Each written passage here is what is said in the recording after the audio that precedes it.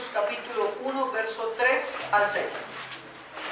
Bendito sea el Dios y Padre de nuestro Señor Jesucristo, Padre de misericordias y Dios de toda consolación, el cual nos consuela en todas nuestras tribulaciones, para que podamos también nosotros consolar a los que están en cualquier tribulación, por medio de la consolación con que nosotros somos consolados por Dios.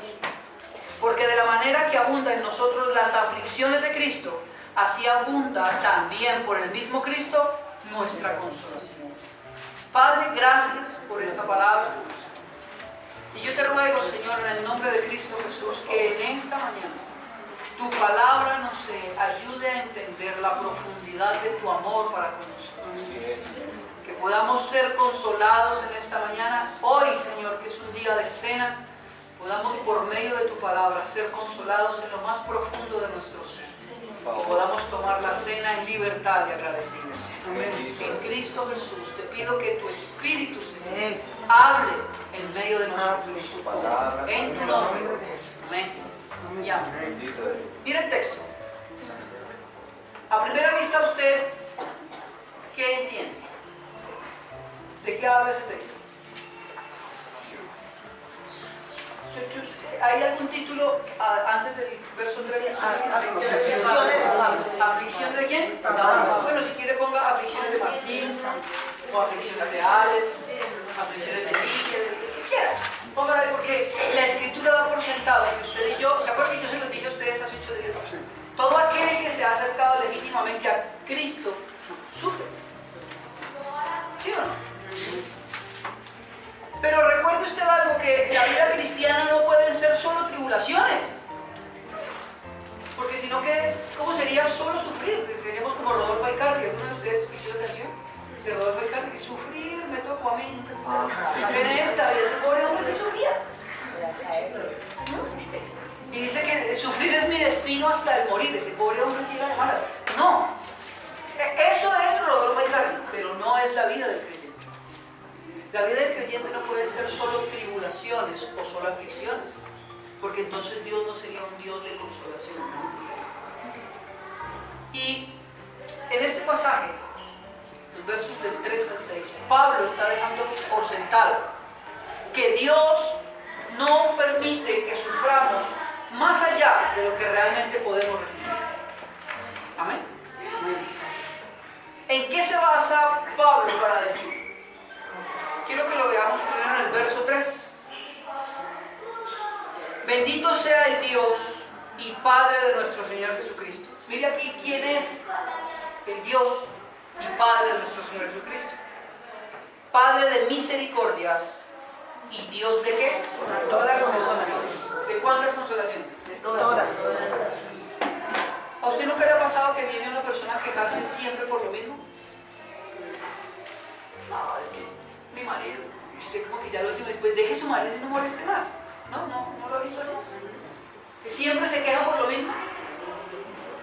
La Escritura dice que Dios es Dios de toda consolación. Nunca se va a cansar de consolarnos. Amén. Amén. Pero lo primero que dice el texto es Padre de misericordia y Dios de toda consolación. Quiere decir que hay una diferencia entre misericordia y consolación. ¿No pueden ser lo mismo? ¿O sí? ¿Usted qué piensa? No. ¿Qué entendemos por misericordia?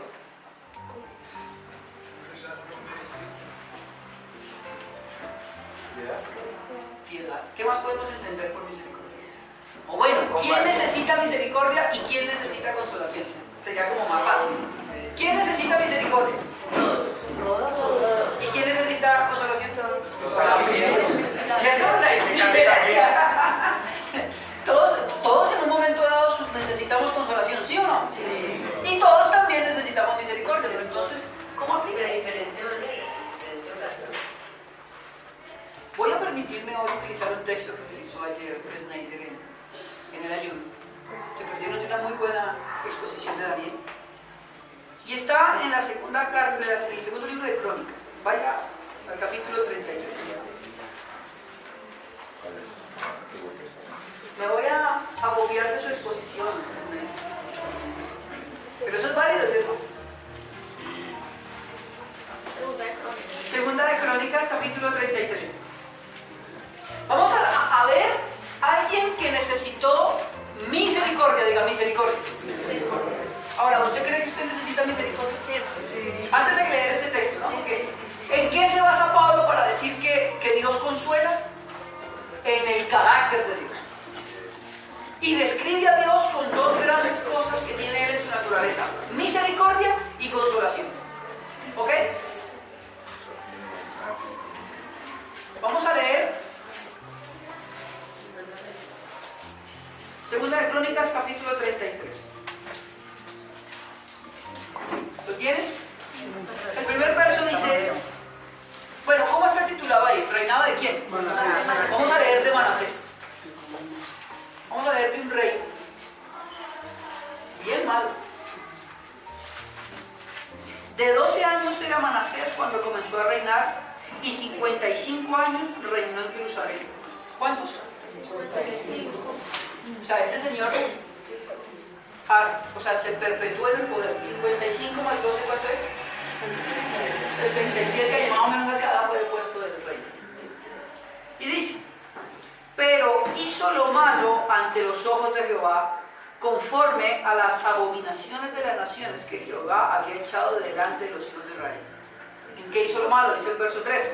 Porque él reedificó los lugares altos que Ezequías su padre había derribado, y levantó altares a los Baales, e hizo imágenes de acera, y adoró a todo el ejército de los cielos, y le rindió culto.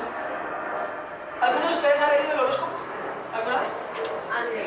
Antes lo leí. No, ¿sí lo leyó o no lo leyó? Sí. Pastor, Bueno, pastor, yo no solamente lo he leído, sí, yo lo escribía para un periódico. usted lo escribía. Sí, eso es una mentira.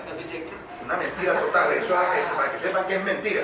Eso, por lo menos, yo trabajo en un diario. Sí. Yo trabajaba en un periódico y cada semana el compromiso que tenía yo como con los otros periodistas era cada uno escribía el horóscopo de esa semana. Ah, no, sí, yo sé que usted dice O sea, verdad porque... ninguno es sabio, ninguno... No, yo tengo un amigo que hacía lo mismo, Sí. hacía junta de edición, y bueno, esta semana le toca a usted, la otra semana le toca a usted, y cualquier cosa inventaban con tal de que dijera eso. Cuando usted lee este verso aquí y dice el verso 3, que su padre había derribado y levantó los altares de los Baales e hizo imágenes de acera y adoró a todo el ejército de los cielos y le rindió culto. ¿Cuál es el ejército de los cielos? Diga, las estrellas, la luna, las pleiades, todo. Este señor era como Mauricio Puerta, el astrólogo, ¿sí se acuerdan de él? El barbarito. O el otro ese que se tocaba la barriga y decía que mucho amor, ¿no se llamaba ese? Walter Mercado. Haga de cuenta que este tipo era el Walter Mercado de la época. Miren lo que dice el verso 4. Edificó también altares en la casa de Jehová, de la cual había dicho Jehová en Jerusalén, estará mi nombre perpetuamente. O sea, hizo altares idolátricos dentro del templo de Dios. Verso 5. Edificó asimismo altares a todo el ejército de los cielos en los dos atrios de la casa de Jehová. Pasó a sus hijos por fuego en el valle del hijo de Limón y observaba los tiempos, miraba en agüeros, era dado a la adivinación y consultaba divinos y encantadores. Se excedió en hacer lo malo ante los ojos de Jehová. Mire aquí, ¿hasta qué? O sea, este tipo sí la hizo completa. Hasta lo último. Porque no hay otro rey que haya logrado encender la ira de Jehová. O sea, usted puede ir leyendo y va a encontrar que hizo lo malo más que no sé quién, que bueno, pero encendió la ira de Jehová. Ahora bien,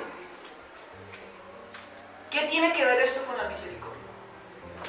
Estamos leyendo de un tipo que, agorero, adivino, idólatra, mentiroso, puso por poco a Dios. El verso 10 dice, del mismo capítulo, lea el 10, y habló Jehová ¿a quién? Y a su pueblo. ¿Más ellos qué? No escucharon. ¿Dónde empieza la misericordia? Al Nos habla. Cuando la misericordia aplica a todo aquel que ha pecado. El que ha pecado no necesita consolación, el que ha pecado necesita misericordia. Amén. ¿Usted entiende esto? Ahora, pero entonces la misericordia es para todo aquel que no está en Cristo. Le estoy hablando a la iglesia. Porque la iglesia, usted y yo, continuamente pecamos. Usted y yo, como santos de Dios, ofendemos a Dios. ¿Me hago entender lo que le digo? ¿Cuántas veces usted no ha ofendido a su hermano? ¿Cuántas veces sus actos pisotean la sangre de Cristo? ¿O no? Y lo digo por mí, primeramente por mí. Yo como su pastor también tiene unas equivocaciones magistrales. También dice cosas que no tiene por qué decir. Y hace otras de las cuales me avergüenzo. Pero aquí dice el texto que, y habló Jehová a Manasés y a su pueblo, mas ellos no escucharon. ¿Dónde empieza la misericordia? Cuando Dios habla por su palabra. Porque no hay otra cosa más que confronte su realidad con la de Dios que la palabra. Amén. Cuando usted es confrontado con su pecado, eso es un acto de misericordia de parte de Dios. Bendito Dios que hoy su pecado sale a flote y si ese pecado ya no lo mata. Amén. Eso es misericordia. Hoy usted puede ser, se hace evidente quién es usted. Hay cosas que usted y yo podemos decir, ay, no, yo ya cambié, yo ya no soy así. Pero cuando pase por una dificultad o por un momento de presión, va a salir a flote realmente quién es usted. Muchas veces hemos dicho, no, yo nunca voy a decir mentiras, pero usted está en una presión y va a decir mentiras. Saldrá a flote lo que realmente es usted. Pues es un acto de misericordia que salga a flote lo perverso que somos. ¿Cuál es el problema realmente? Que nosotros querramos escuchar la corrección de Dios. El siguiente verso dice, el primer verso dice que habló Jehová a Manasés y a su pueblo, mas ellos no escucharon. Verso 11. Por lo cual Jehová trajo contra ellos los generales del ejército del rey de los asirios, los cuales aprisionaron con grillos a Manasés y atado con cadenas lo llevaron a Babilonia. Amén. Yo estuve investigando acerca de estos asirios. Miren, si había gente mala, estos eran los más malos de los malos. Estos tipos tenían una pequeña tortura con las personas y era amputarle los dedos gordos del pie y los dedos gordos de las manos para que cuando corrieran se cayeran, no tuvieran velocidad y para que en la mano no tuvieran fuerza. Esa es la tortura más suave. Hay una película, no sé si ustedes alguna vez la vieron, se llama Guerra de Titanes, sí, donde hay un tipo que le preguntan, ¿usted tiene hijos? Y el tipo dice, no tengo. Bueno, menos mal que no los tienes porque no le voy a dejar descendencia. Lo sientan, le abren las piernas y con un mazo como de 14 kilos le pegan los testículos.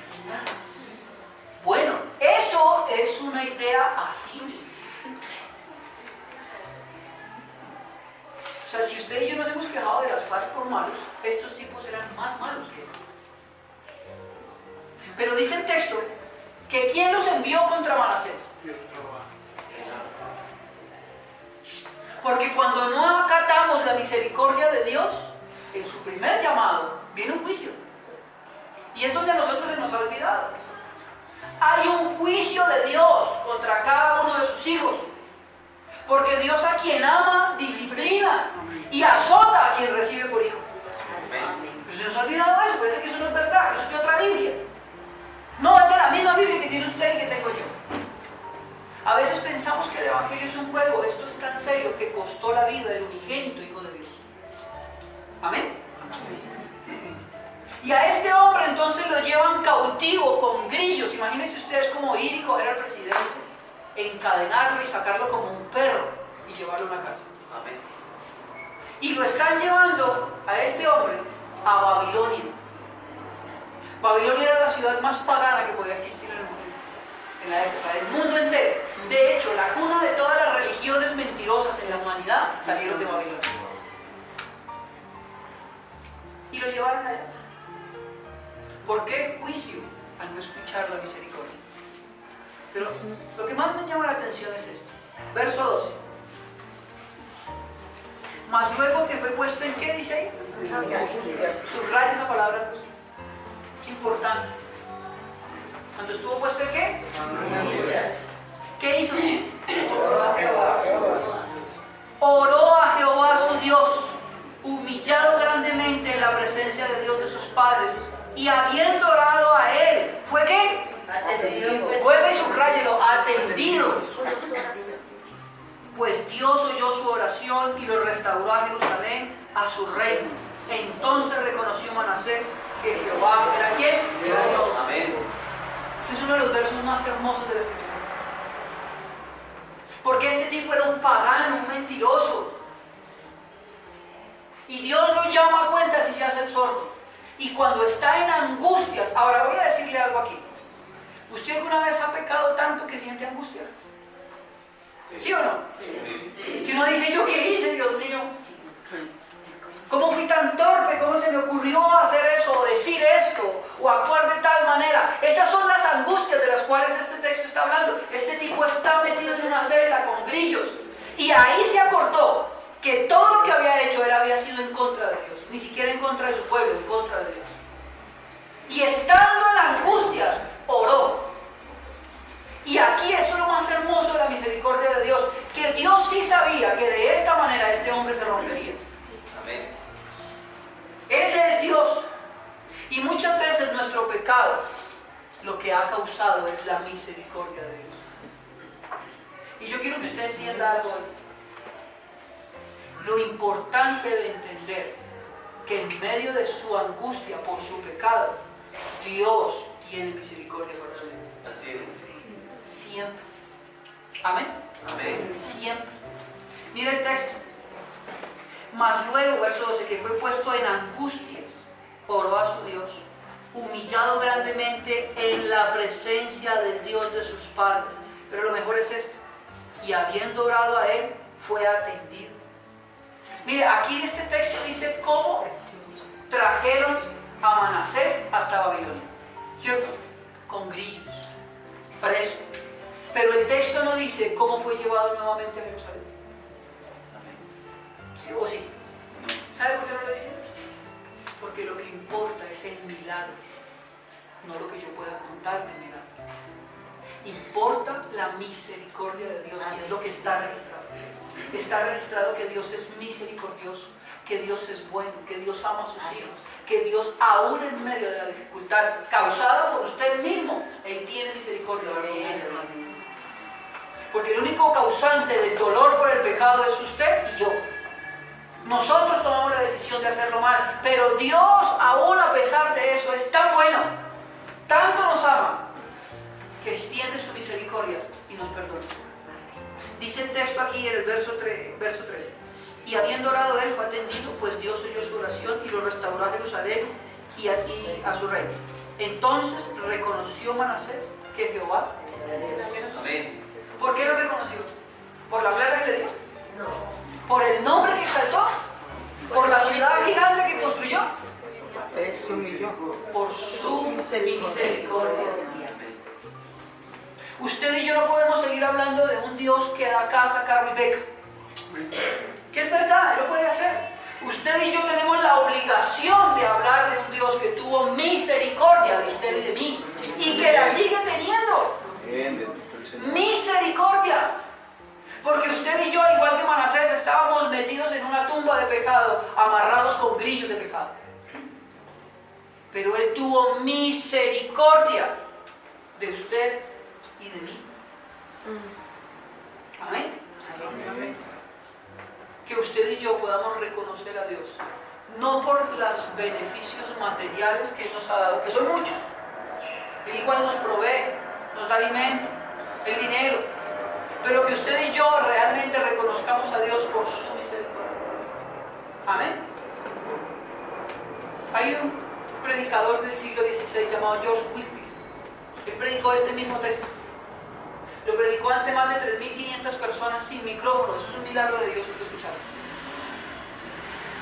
Y cuando Él dijo esto que les acabo de decir a ustedes, que necesitamos conocer a Dios por su misericordia y reconocerlo porque Él nos salvó del pecado, se convirtieron 1.000 personas esa tarde.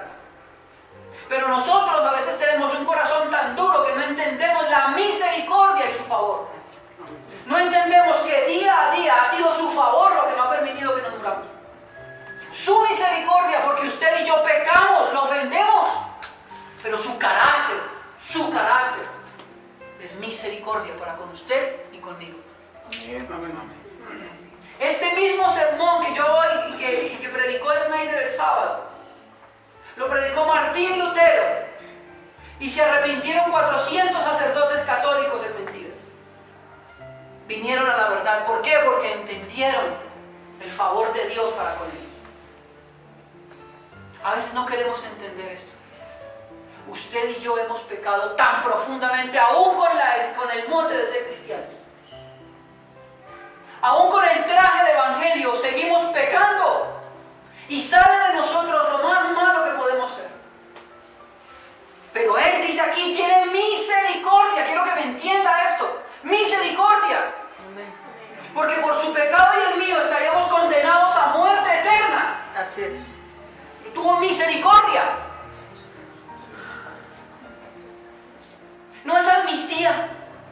No es perdón. Misericordia. Él pudiendo meter su mano toda poderosa y destruirnos, nos ha amado y nos ha perdonado. Quiero que entienda la grandeza de este texto. Y no lo vemos, porque nuestro corazón se ha endurecido en un mundo consumista. Nuestro corazón se ha endurecido porque no vemos la grandeza de Dios. Pensamos que Dios es un muñeco. Pensamos que Dios es uno más. Dice la Escritura en Daniel capítulo 5, como les ponía Snyder el sábado. Cuando el rey no entiende la Escritura en la pared y Daniel hace la interpretación. Lo mejor de todo esto es que le dice, tu vida, oh rey, está en las manos de Dios.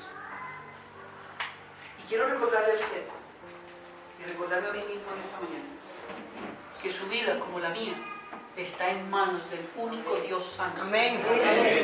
Y si Él quisiera borrarlo a usted o a mí en este instante, nada lo detendría.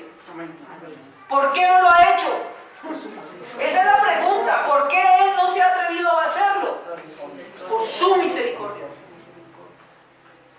Porque su misericordia es parte de su carácter, aun cuando usted ha pecado, aun conociendo a Dios. No ha sido borrado por su misericordia. Muchas veces usted y yo hemos hecho este análisis, no, si hago eso yo sé que no lo hago bien, ofendo a Dios. Pero aún así lo hacemos. ¿O no?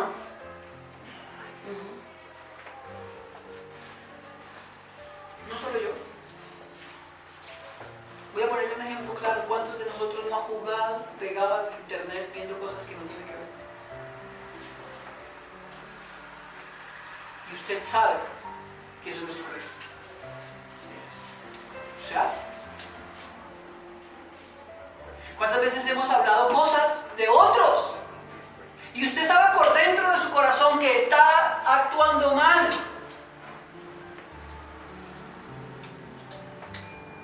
Como no cayó un rayo y nos partió en dos, entonces no pasó nada. No, eso no es verdad. Dios se sigue airando con el pecado, igual que lo hizo en Génesis en el capítulo 5 y 6, donde hubo el diluvio. Igual. Dios no cambió su ira contra el pecado. Amén. Amén. Pero su misericordia hasta el día de hoy nos sostiene vivos. Amén. Así es. Amén. Amén. Entienda este texto, es importante. Es importante que usted y yo determinemos esto en nuestro corazón. Yo hoy continúo con vida porque Él tiene misericordia de mí. Amén. Amén. Así es. Y Pablo empieza su discurso acerca de la consolación diciendo, Él es el Padre de toda misericordia. Padre de misericordia. Vuelvo a leer, está en 2 Corintios capítulo 1, verso 3. Porque antes del sufrimiento siempre Dios ha dado su promesa. Antes de la caída, Él ya planificó cómo levantarlo. Amén. Ese es Dios. Y dice entonces en la segunda carta de Corintios, el capítulo 1, verso 3, bendito sea el Dios y Padre de nuestro Señor Jesucristo. ¿Padre de qué? ¿Ya entendió la misericordia? Padre de misericordia. ¿Y qué dice? ¿Dios de qué? Ahora, ya entendimos que ¿a quién le aplica la misericordia? ¿Qué necesita? Misericordia. ¿Cierto que sí? Amén. Es claro eso, todo aquel que ha pecado, yo soy el primero, como dice Pablo, yo, Martín, yo necesito misericordia. Porque aún conociendo la palabra, también hago cosas que no tengo que hacer, necesito misericordia de Dios. Pero la siguiente parte del texto dice, Padre misericordias y Dios de toda consolación. ¿De toda qué? Consolación. Ahora, ¿qué entendemos por consolación?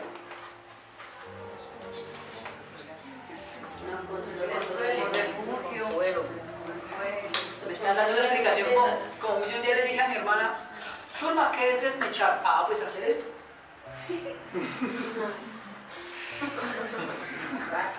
Entonces, ¿qué es desmechar carne? Ah, y hacer así. No. ¿Qué es consolar? ¿Qué es consolación? Ah, pues consolar. La palabra griega para consolar es esta. Paráclesis. ¿Cómo se llama? Paráclesis. Paráclesis. Y da una interpretación de esta palabra que es como una droga que mitiga el dolor. Por decir, cuando usted le duele la cabeza y se toma un acetaminofén, ese acetaminofén lo está consolando del dolor de cabeza. ¿Sí? Algo parecido. Eso es lo que se entiende, pero el centro de esto es el siguiente. Dios poco le interesa suavizar su dolor. Dios realmente lo que quiere hacer por medio de la consolación es fortalecer su ser interior. ¿Amén? Porque una cosa es la consolación que nosotros hacemos. Pronto alguien sufre una pérdida y usted va y lo abraza y le dice, yo estoy contigo, mi más sentido pésame, ¿no le han dicho gracias? Yo sé lo que tú sufres. Yo me acuerdo, les voy a poner un ejemplo. Yo me acuerdo que cuando yo estaba enterrando a mi hijo, alguien se me acercó y me dio un abrazo y me dijo, yo te entiendo, yo me uno de tu dolor. Y yo me fui pensando, este sí es mucho mentiroso. Porque eso no es tan cierto. Nadie, mire, voy a poner un ejemplo con respecto a eso. Cuando a alguien se le mueren los papás, ¿cómo se llama? ¿Cómo se le dice? Huérfano, ¿cierto? El huérfano es el que ya no tiene papás. Cuando se le muere el esposo o la esposa, ¿cómo se llama? Viuda, ¿cierto? O viudo. Pero ¿y cuando se le mueren los hijos? Cuando no tiene hijos, pues sin hijos, sí, no, pero no hay, ¿sabes? No hay un nombre. No hay un nombre para describir un dolor tan grande. No hay cómo describir la pérdida de un hijo. Podemos No, pues así nos quedaría. No hay cómo. Ahora, de ahí, las personas intentan consolar. Y usted puede estar muy triste. Ahora, la consolación aplica a los hijos de Dios que han sufrido. Y no es por pecado, me van a entender, porque el que ha pecado, ¿qué necesita? Misericordia. Y los que han sufrido, ¿qué necesitan? Consolación. Ahora, ahí cabemos todos. En esa maleta cabemos todos. Porque tanto usted y yo hemos pecado, como tanto usted y yo hemos sufrido. Amén. Y necesitamos consolación. Ahora, esta consolación de parte de Dios viene, vaya a 2 de Timoteo capítulo 1. No, perdón, vaya primero a Job.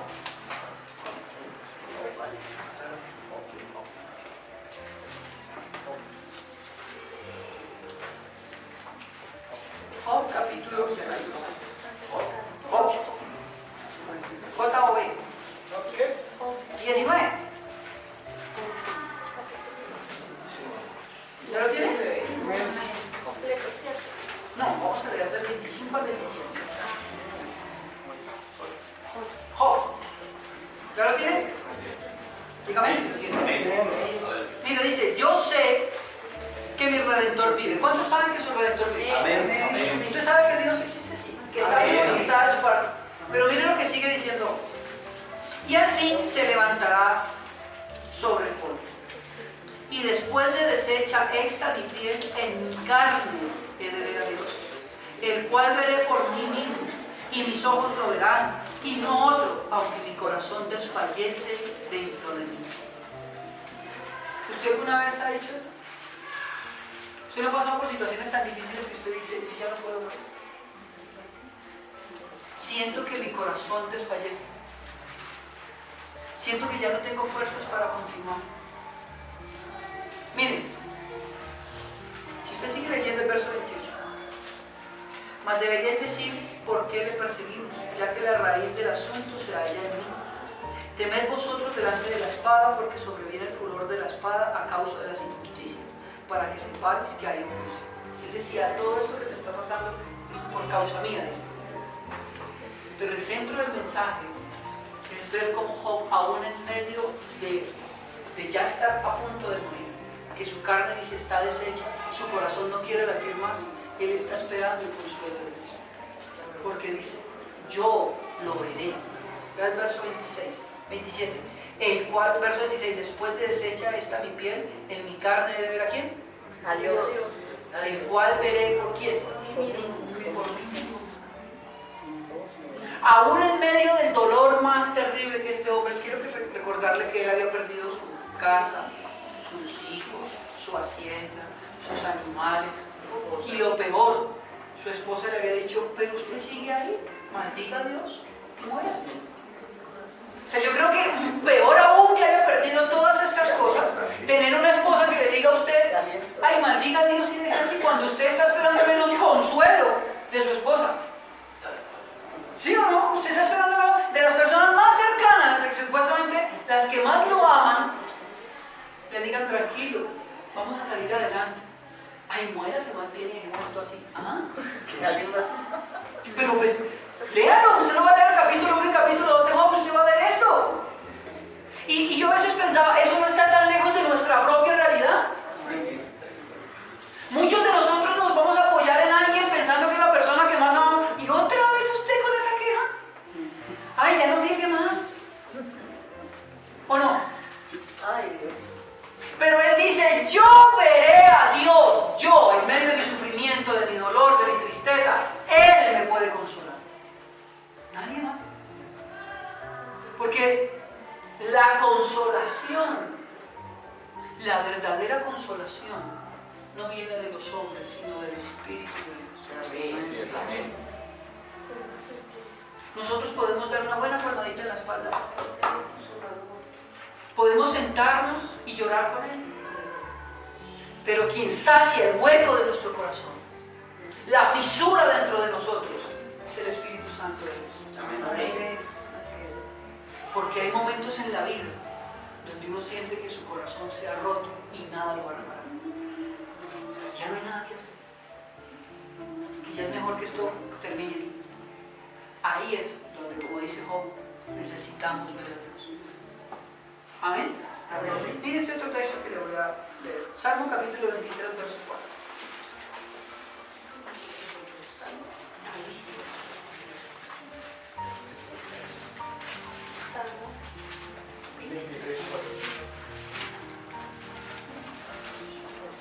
¿Ya lo tiene? Yo no. 23, 24. ¿Ya lo tiene? Salmo 23, 4. 23, 4, 23. Bueno, el Salmo 23 es un salmo muy conocido, ¿cierto? Sí. Jehová mi pastor, nada me faltará. ¿Cierto que sí? Bueno. Verso 4. Aunque ande en qué dice ahí? ¿De qué? No temeré mal alguno, porque tú estarás conmigo. Tu vara y tu callado me infundirán aliento. Este versículo se lo sabe la gente de memoria. Amén. Pero cuando usted le pregunta, ¿usted entiende realmente qué dice el texto? Aleluya, pero no. Sí, es como ¿qué tal estuvo la prédica del domingo? Uy, poderoso. Uf, que he entendido nada, pero poderoso. Sí, es igual. Y nos acostumbramos a coger los textos así. Usted entiende lo que lee, así como cuando Esteban se le acerca al eunuco, Felipe, ¿no? Sí, Felipe. Se le acerca al eunuco y le dice, ¿entiendes lo que lees? Y el otro dice, no, no tengo ni idea. Pero al menos ese fue más honesto. Y no sé. En el verso 4 dice, aunque ande en valle de sombra de muerte. Ahora, ¿qué es andar en el valle de sombra de muerte? Peligro. ¿Qué entiende usted? Peligro. En peligro. ¿Qué más podemos entender ahí? Atravesar por el bronce. Atravesar por el bronce. Bueno, eso sí sería una desfachatez.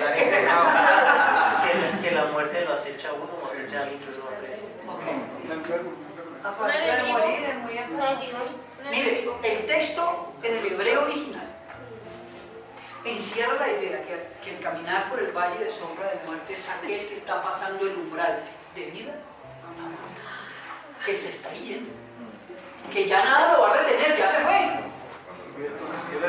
Vio la luz, como es que vio la luz, vio los ángeles, pero no sé, porque nadie... Esto lo que está diciendo es alguien que está en el umbral de la muerte. Y aún estando ahí, miren lo que dice: no temeré mal alguno. No temeré, ¿por qué? ¿Por qué dice ahí? ¿Usted no cree que mayor consuelo que este? Saber que todos nosotros vamos a pasar por ese umbral. Aquí sin excepción, todos nosotros hoy, en 20 años, en 50, nos vamos a morir. Pero cuando pasemos ese umbral, pasaremos de la mano de Cristo mismo. No temeré mal alguno. Voy directo a su presencia. ¿Qué mayor consuelo?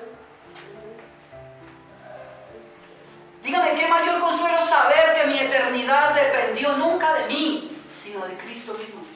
Y aún en el momento en que se me están cerrando las puertas, que ya no tengo regreso, Él va conmigo.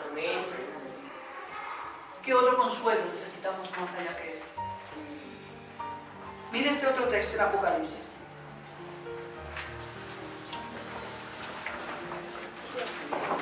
Apocalipsis 14.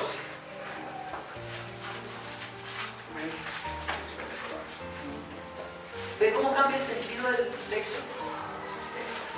No tengo que andar por valle de sombra de muerte. No paso por la décima. Vamos allá.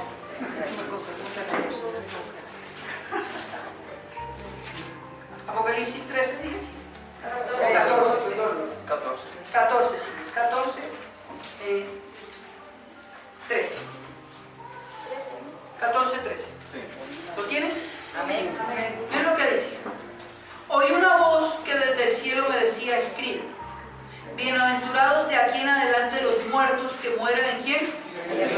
Sí, dice el Espíritu. Mire que está con E mayúscula. Recuerde que cada vez que usted lea la palabra Espíritu con E mayúscula se refiere al Espíritu Santo de Dios. Amén. Dice el Espíritu: descansarán de sus trabajos. Porque ¿qué dice ahí? Subraye eso. Usted y yo nos vamos a morir. Y pasaremos por ese umbral de la muerte acompañados de la mano de Cristo.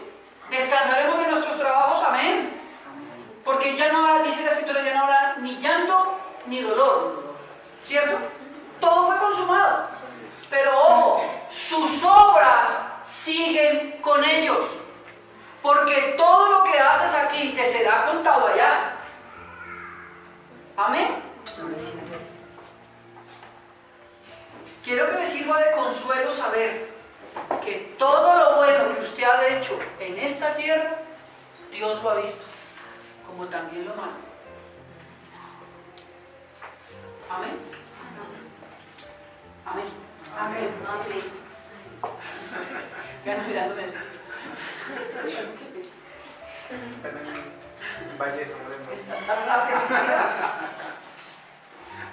Lea otra vez el texto, Jesús, por favor. Y oí una voz desde el cielo, me decía: escribe, bienaventurados de aquí en adelante los muertos que mueren en el Señor. Sí, dice el Espíritu, descansarán de sus trabajos, porque sus obras con ellos siguen. Amén. ¿Qué más consuelo saber que Cristo irá conmigo en el momento de mi muerte? Pero que todo lo que aquí se hace me acompañará. Irá conmigo. Amén. Amén. Todo lo que hemos hecho, Dios, es que a veces pensamos que Dios no ve, ¿no? Hace poco en una clase del seminario dijo alguien que Dios no tenía ojos. Y nadie me miró. Y le dije, pues tal vez no ha leído bien la Biblia, porque la Biblia dice que los ojos de Jehová escudriñan toda la tierra. Están sobre los justos. Y están sobre vosotros, quiere decir que está sobre usted y sobre mí. Amén. Bendito Dios. Amén. Que de consuelo le sirva esto. Carácter es todo lo que usted y yo hacemos donde nadie nos ve. Eso es el carácter. Porque Dios sí lo ve. Amén. Amén. Amén. Ahora mire este otro verso. Segunda de Timoteo capítulo 1, verso 12, por favor. Porque estamos hablando de la consolación, ¿cierto? Que Dios consuela. O sea, no cómo es la consolación, sino estamos tratando de ver el carácter de Dios en la consolación. Timoteo. Segunda de Timoteo, por favor. Segunda. Sí, segunda.